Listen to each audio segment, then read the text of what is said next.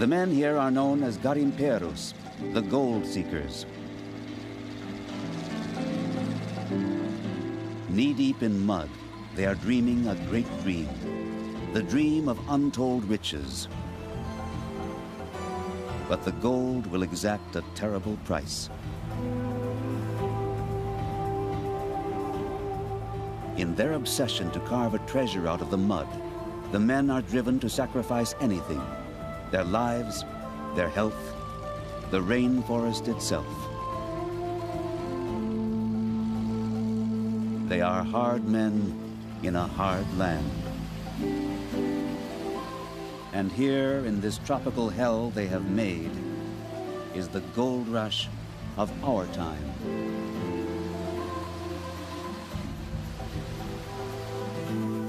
Today's Wild West, a glade in the jungle, some huts, a few hens.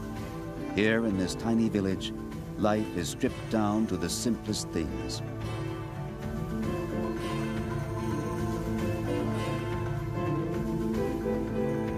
And in the middle, Hans Hofmann.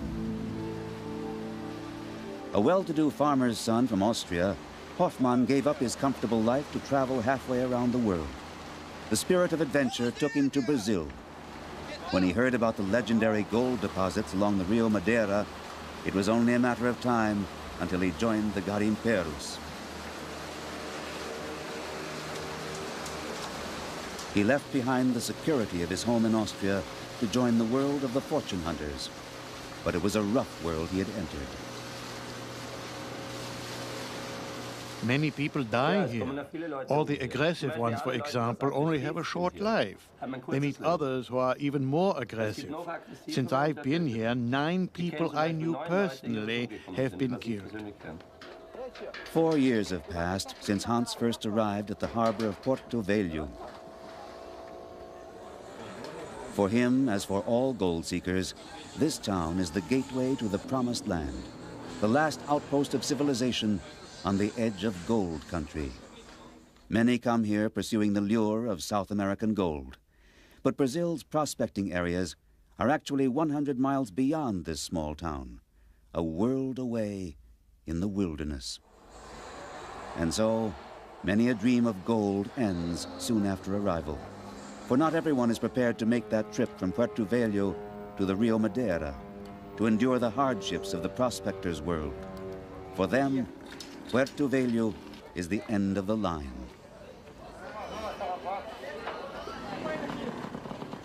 Those who stay have become the other half of the gold culture, the merchant half, the ones who run the small stores and bars which outfit the prospectors of the Rio Madeira with their supplies.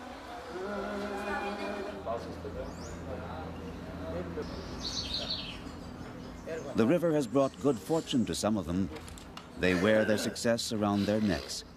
But most gave up the dream a long time ago. Only a few, like Hans Hofmann, are prepared to leave everything behind, to head down the lonely dirt road into the adventure and the gamble of a lifetime.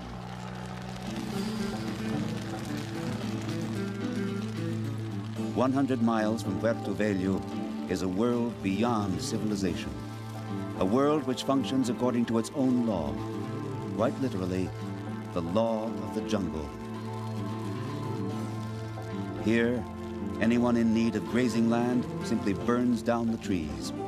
Anyone seeking new prospecting sites moves on, leaving their scrap metal behind. There are no policemen here, no regulations.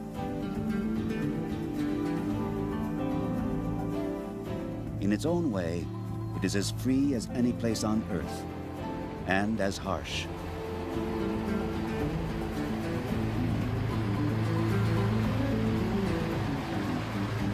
This is the Rio Madeira, home to Hans Hofmann and the garimperos. Here, strange boats float on the waters, bizarre constructions welded out of steel and tin. They are the dragas, floating bases of operations of the gold seekers. The draga is workplace, tool, and home. It is the prospector's most valuable possession.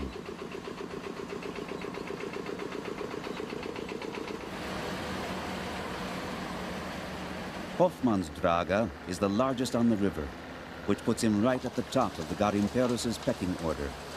But in the jealous world of the Rio Madeira, the Garimperos are always looking to pick off the top man. Early in his days on the river, Hans almost lost his life defending his drilling site. The guy didn't hesitate. He got a gun and said, "You're dead, I'll shoot you." And he really did shoot. I heard it whistle past my ear. A shot, a bullet. That time, Hans was lucky. The shot missed. But Hans's success here is not just luck. He has a feeling for the moods of the Rio Madeira, a kind of intuition. His latest hunch is to take on a partner, the Japanese Jaime Kanaelo. Kanaelo is like an old fox with a nose for the rich gold seams of the river, and he likes working for Hans. The Austrian has a reputation for fairness. Day by day on the Rio Madeira, gold prospecting isn't romantic. It's a matter of makeshift mechanics, of suction valves and drill shafts. Above all, you need to be able to cope with repairs out in the middle of nowhere, for the river is hard on machines and on men. And many more fail here than ever strike it rich. The wrecks of the Dragas testify to the shattered dreams of their former owners. Some were gold kings for one night only. Some died with a bullet through the head. But most never really drilled the truly lucrative sites down in the depths of the river. This is Hans's plan. With a new drill shaft, nearly 200 feet long, he can now reach depths inaccessible to others. He believes that this time he will strike it rich. Our test drillings, which we have been taking over a period of 24 hours, indicate close to 1,800 ounces of gold reserves in the riverbed.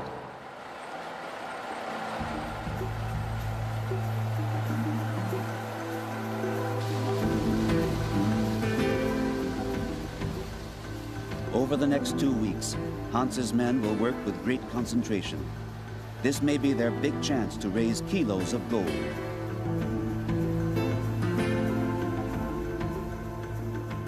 The engines run round the clock, day and night. At midnight, an alarm siren shatters the darkness. The men gather rapidly on deck. An alarm can signal all kinds of disaster. If the anchor rope breaks, the Draga can be swept over nearby waterfalls and smashed on the rocks below. This time, the problem is less dangerous, but annoying all the same. A piece of driftwood sucked into the pump has jammed the machinery. There is so much wood floating on the Rio Madeira, it frequently stops the engines. As the men work, they are hounded by mosquitoes. At moments like this, they curse the jungle.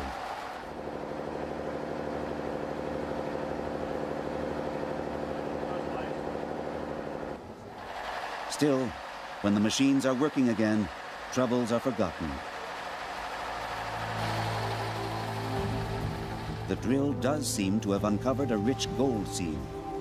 With every passing hour, Hans and the men check the murky water that flows through their equipment.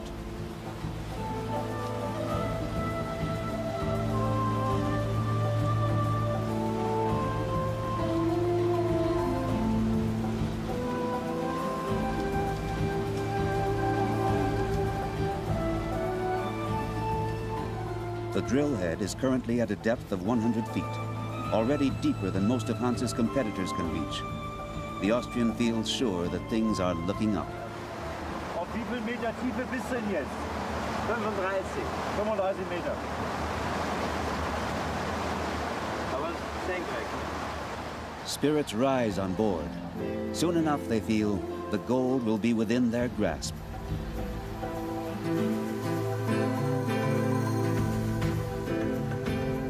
As the night shift continues, the day workers take a break at one of the modest pleasure palaces along the river, where the spirit of the Wild West still reigns. You don't need an ID here. There are no laws here. So there are a lot of lawless people here who are very dangerous. Die was so relativ gefährlich sind, ja. Aber ich selber bin nicht bewaffnet, weil ich denke... I don't carry a gun myself because I think I live more dangerously when I'm armed than when I'm not. In this man's world, most of the women are prostitutes. Often the prospectors will spend hundreds of dollars earned over the weeks just for a few moments of pleasure. But tonight, business isn't good. For when there's a soccer match, the garimperos forget everything else. Sex, money, loneliness, malaria. All the dangers and the hardships of their lives are forgotten while the ball rolls. Forgotten until they leave the bar and return to the dragas.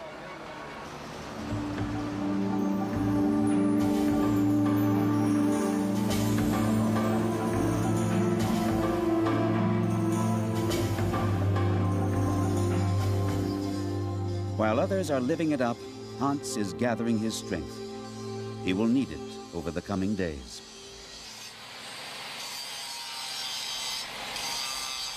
Unseen by the men, a snake has slithered onto the draga. The river is infested with venomous creatures. Hans doesn't know how poisonous this one is. But quietly, efficiently, he takes care of it. Don't let anything disturb the working morale. That's the motto of river veterans like Hans and Jaime.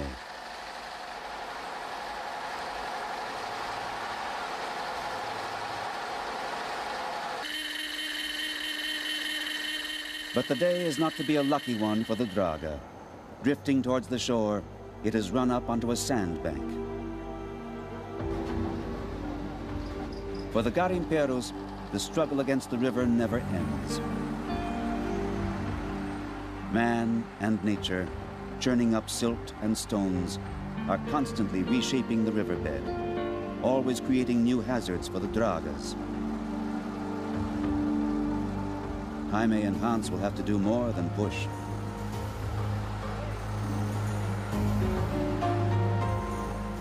Hans is depending on the old-timer. Nobody knows the river as well as he does. No real work can be done until he finds a way out of this muddy trap. Hans is worried. Every hour of lost time means money down the drain.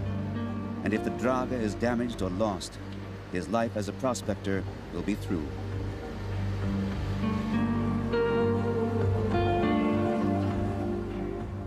Luckily, Canaelo hasn't lost his famous instincts.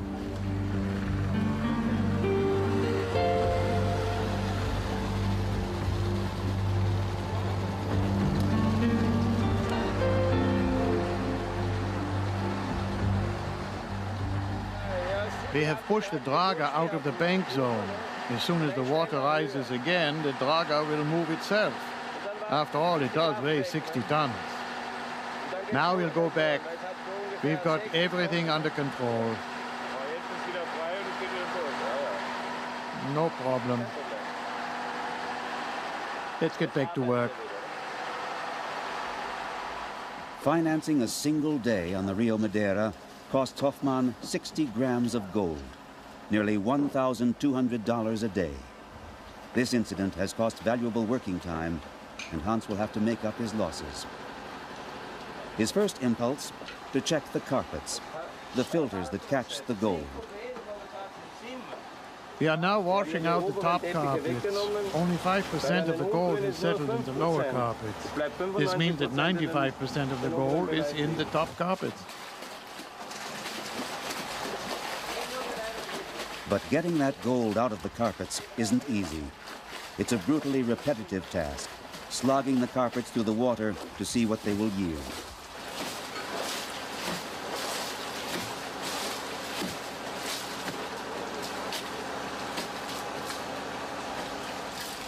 And then it's time to test the water. At the bottom of the bowl, a yellow shimmer. This is the fruit of all their labors. Gold. Not huge nuggets, but a fine layer of dust. this is the way the garimperos recover their riches, speck by speck. It is exhausting, back-breaking labor.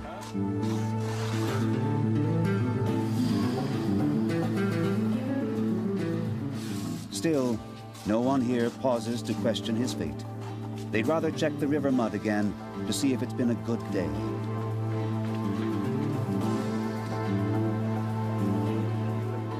The thick yellow-brown sludge may contain any percentage of gold. Quicksilver will be added to draw it out. But here, the curse of the mining begins, for the quicksilver is lethal. With every gram of gold it extracts, it poisons the waters of the Rio Madeira.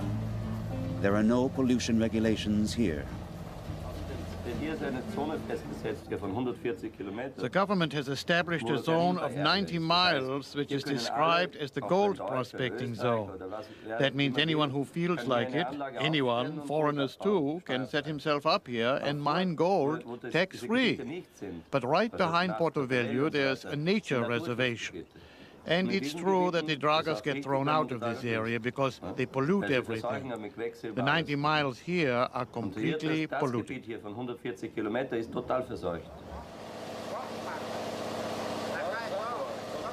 Not so long ago, Hans decided to do something about the pollution. He invented a device to recycle the quicksilver, to filter it out of the water that goes back into the river. The gold in Hans's bowl does not glitter at nature's expense. Still, few other garimperos are so concerned. And in a way, even Hans isn't worried. The river is completely polluted, but a lot of water flows through the river, and the pollution settles down below in the silt, not up in the water. I drink the water myself. One last check before the water is returned to the river. No gold, no quicksilver. A clean job. To retrieve the gold, Hans has also developed a cleaner method of melting. Copper plates prevent the quicksilver from escaping into the air. It flows through a groove into a container. And at the end of a long day's work,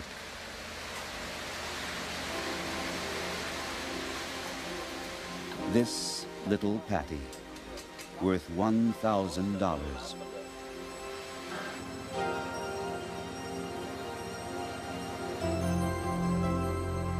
It hasn't been a good day on the Rio Madeira, but at least Hans will be able to pay his men.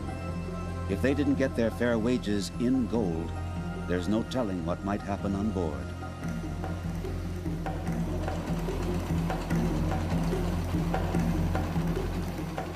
But compared to some on the dragas nearby, Hans's men have it easy. These makeshift operations have no drills, no filters. They send down divers to scrape the gold off the riverbeds with primitive suction pipes. Even the zippers don't work.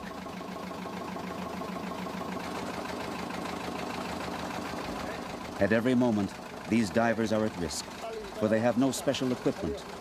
Only a thin plastic tube supplies them with oxygen. Working 2 to 3 hours at a depth of 100 feet, these are the lowest of the low in the hierarchy of the garimperos.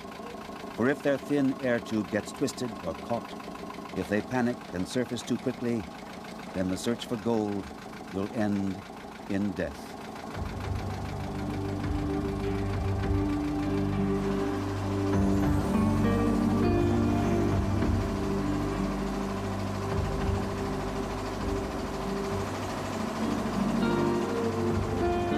There were times when almost every day here saw casualties among the inexperienced divers. If life is cheap here along the Rio Madeira, it is one of the few things that is.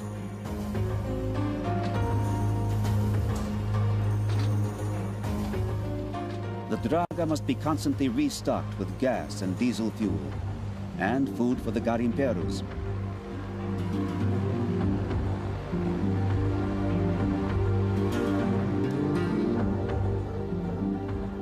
Hans will spend most of his money just to keep his operation running.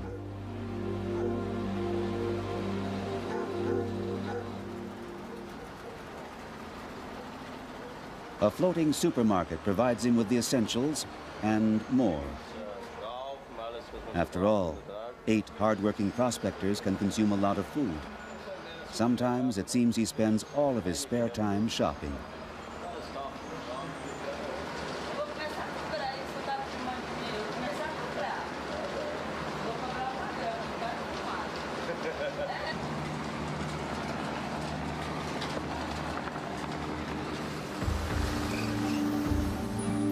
Returning to the boat with some of his men, Hans is bringing a precious cargo, diesel cans.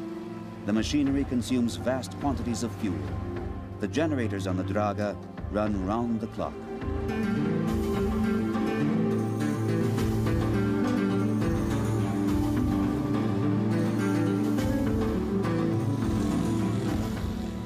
As for the rest of Hans's men, they take their gold into Puerto Velho to change it into cash. The gold trade is flourishing here in Puerto Velho. It's only 100 miles from the long hours and the perils of the Rio Madeira, but it seems another world. Here, they're only interested in the end product, the gold. Still, there is danger here too, for when the foundryman separates the quicksilver from the gold, neither he nor his client are protected against the poisonous fumes. The garimperos die, if not with a bullet through the head, then of cancer of the lungs or kidneys. All for this tiny lump of gold, 15 ounces, worth about $6,000.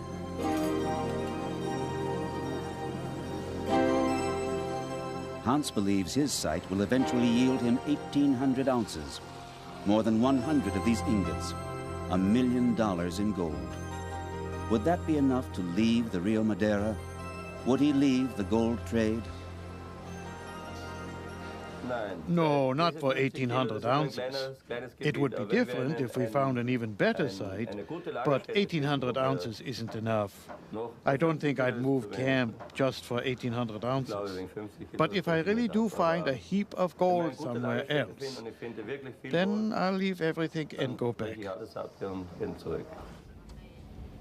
The lure of gold is hard to get out of the blood. Seasons change on the Rio Madeira, but the addiction remains the same. Along the banks of the river, storms are coming, heavy rains that sweep across the Amazon.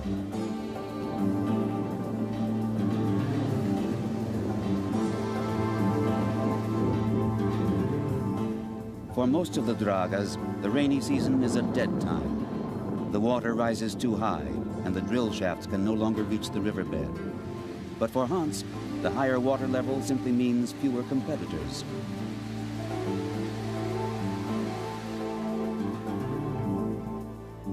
Day after day on the Rio Madeira, the work goes on, as it has for years now. All that changes here is the landscape.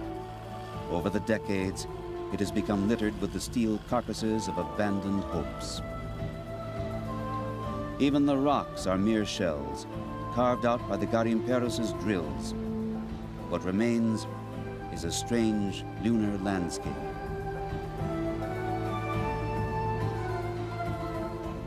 And yet, as nature is diminished, as people die or are driven away, only one thing does not disappear: the gold fever. The river will still contain gold even in 50 or 100 years' time. There will still be places to try your luck. This is the garimperos' dream, the great hacienda of one of the river's gold kings. A large farm with huge herds of cattle, perhaps the ultimate status symbol in Brazil. But the irony is, Hans already has all this in Austria. Back home, his mother is waiting for him to take over the family farm. Yes, she does want me to come back, and I really do think that I will return one day. But for now, he is still enthralled to the gold fever. for it is the greatest game of chance in the world. The days may be long, but any one could finally bring that one pile of gold. Until then, Hans won't curse the Rio Madeira. He'll just go out day by day and try his luck again.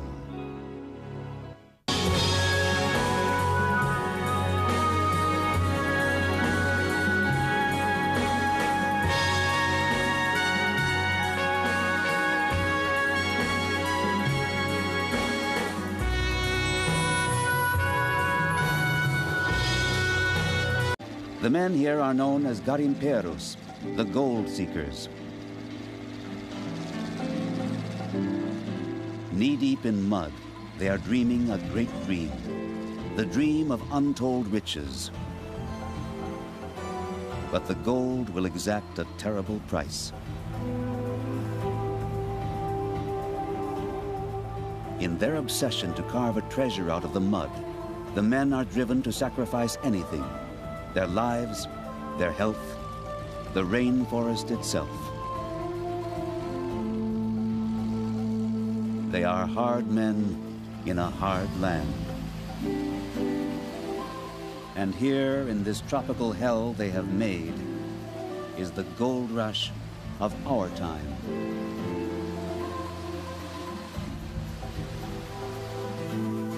Today's Wild West, a glade in the jungle, some huts, a few hens. Been killed.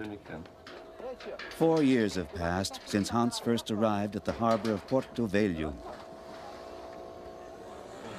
For him, as for all gold seekers, this town is the gateway to the promised land, the last outpost of civilization on the edge of gold country. Many come here pursuing the lure of South American gold. But Brazil's prospecting areas are actually 100 miles beyond this small town. A world away, here in this tiny village, life is stripped down to the simplest things.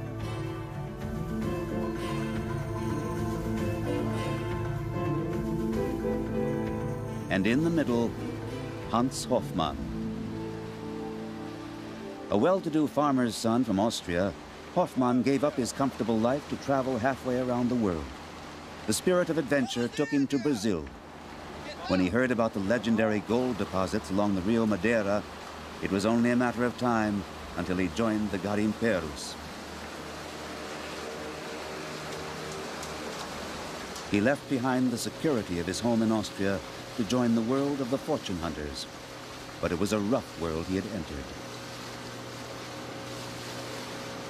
Many people die here. All the aggressive ones, for example, only have a short life. They meet others who are even more aggressive. Since I've been here, 9 people I knew personally have